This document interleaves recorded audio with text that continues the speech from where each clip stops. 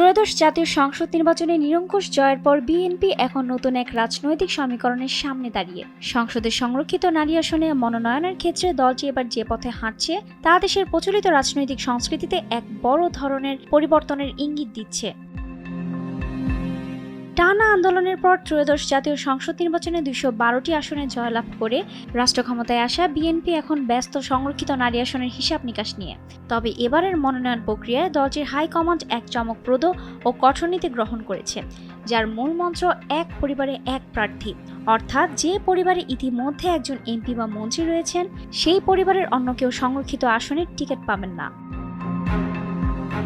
বিএনপির এই নতুন নীতি অনেক প্রভাবশালী ও হেভিওয়েট নারী নেত্রীর রাজনৈতিক ভবিষ্যতের সামনে একটি বড় প্রশ্ন দাঁড় করিয়েছে।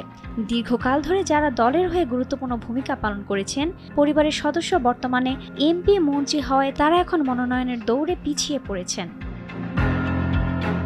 এই নীতি পুরোপুরি মানা হলে দলের স্থায়ী কমিটির সদস্য মির্জা আব্বাসের স্ত্রী, মহিলা দলের সভানেত্রী আফরোজা আব্বাস, শিক্ষামন্ত্রী আনম ও এহসানুল হক মিলনের স্ত্রী ও মহিলা দলের সহ সভাপতি নাজমুন নাহার বেবি, চেয়ারপারসনের উপদেষ্টা হারুনুর রশিদের স্ত্রী আসিফা আশরাফি পাপিয়া, সংস্কৃতি মন্ত্রী নিতাই রায় চৌধুরীর মেয়ে ও স্থায়ী কমিটির সদস্য গয়েশ্বর চন্দ্র রায়ের পুত্রবধূ, ঢাকা জেলার বিএনপি সাধারণ সম্পাদক নিপুণ রায় চৌধুরী, স্বরাষ্ট্রমন্ত্রী সালাউদ্দিন আহমেদের স্ত্রী হাসিনা আহমেদ ছাড়াও অনেকেই এ তালিকায় থাকবেন। সংসদের ৫০টি সংরক্ষিত আসনের মধ্যে বিএনপি এককভাবে পেতে পারে ৩৭টি আসন। এই সীমিত আসনের মধ্যে বিপরীতে যোগ্য ত্যাগী মুখ বেছে নেয় এখন বড় চ্যালেঞ্জ। এই দৌড়ে সবচেয়ে বেশি এগিয়ে আছেন দলটির সাংগঠনিক সম্পাদক বিলকিস আক্তার জাহান শিরিন এবং মহিলা দলের জ্যেষ্ঠ যুগ্ম সাধারণ সম্পাদক হেলেন জেরিন খান। আবেগের জায়গায় বড় এক নাম হয়ে উঠেছেন প্রয়াত জননেতা শফিউল বারী বাবুর স্ত্রী বিথিকা বিনতে হোসাইন। সামাজিক সংগঠন অর্পণ আলোক সংঘ এর মাধ্যমে কাজ করা বিথিকাকে সংসদে দেখতে চান তৃণমূলের কর্মীরা। শুধু রাজনৈতিক পদধারী নয়, পেশাজীবী ও তারকাদের মধ্য থেকেও চমক দিতে চায় বিএনপি।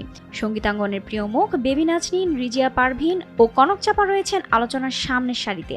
সাংবাদিকদের পক্ষ থেকে শাহনাজ পলির নামও শোনা যাচ্ছে জোরালোভাবে। পাশাপাশি তরুণ প্রজন্মের প্রতিনিধিদের মধ্যে ডক্টর সানসিলা জেবরিন প্রিয়াঙ্কা, শওকত আরা উর্মি, শাহিনুর সাগর এবং সাবেক প্রভাবশালী নেতা হারিস চৌধুরীর মেয়ে সামিরা তানজিনা চৌধুরীর মতো লড়াকু নেত্রীদের নাম দলের ভেতরে বাইরে বেশ প্রশংসা কুড়াচ্ছে।